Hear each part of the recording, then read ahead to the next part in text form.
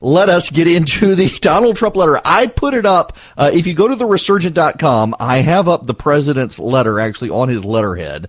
It's not just the excerpt. It's actually a picture of the letter, and it is hilarious. It has got to be the funniest letter, the best letter the president has sent during his entire tenure in office, and he has sent some doozies. If you'll recall, yesterday, Nancy Pelosi sent the president a letter saying maybe if the government hasn't opened up by January 29th, we should cancel the State of the Union. Maybe you can do it from the White House. Don't think you should come. Security concerns and everything else. The Department of Homeland Security said that's nonsense. Nonetheless, Nancy Pelosi said that in her letter. So the president sent a letter to Nancy Pelosi, and then I have to tell you the story behind the letter. So this is the letter the president sent. He sent it at 2:15 p.m. this afternoon. Dear Madam Speaker, due to the shutdown, I'm sorry to inform you that your trip to Brussels, Egypt, and Afghanistan has been postponed. We will reschedule this 7-day excursion when the shutdown is over. In light of the 800,000 great American workers not receiving pay, I am sure you would agree that postponing this public relations event is totally appropriate.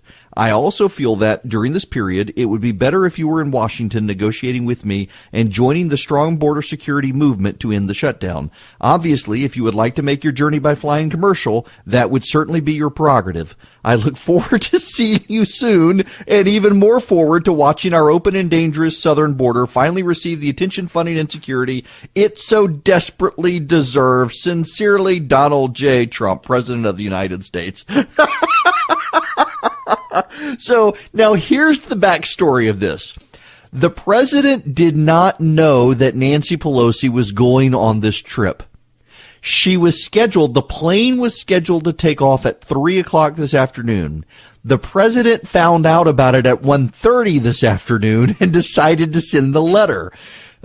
Speaker Pelosi received the letter at 2:15 the afternoon as she arrived at the Air Force Base to leave. But it gets better.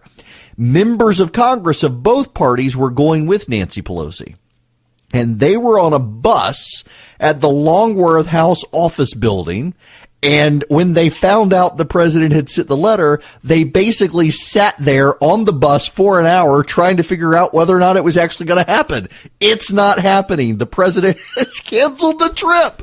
But Pelosi had shown up at the airport before finding out the president had ordered her plane not to take off.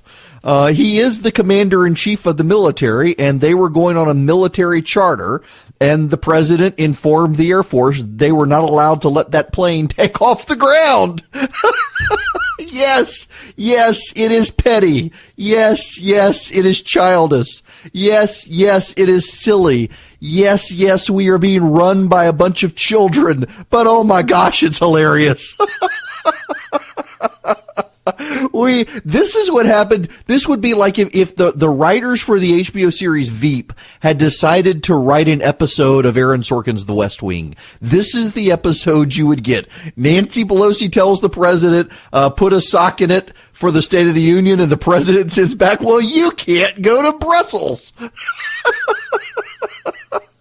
This is what we're dealing with. Oh my gosh, our nation is so screwed. But you know what? Laugh or you will cry. Laugh or you will cry. We are dealing with children, and the government shutdown continues. I will tell you, there was a conversation yesterday at the White House among Republican members of Congress, and the what-if fear scenario for Republicans is this. What if the TSA agents who aren't getting paid but are still having to go to work, what if they don't show up? That would be the quickest way to wreck the economy and force the government to do something. But the president, and this is the most important thing here that people need to understand, the president of the United States does not feel compelled to open the government back up. The president of the United States understands that if he opens the government and has not gotten anything for border security, it'll be a complete cave to Nancy Pelosi. And the president does recognize that if he opens up the border or opens up the government and declares an emergency, a federal judge is going to deny him what he wants, and that too will be treated as a huge loss because he'll get nothing.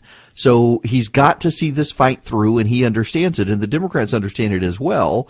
And there's more nervousness on the Democratic side than the media would have you believe.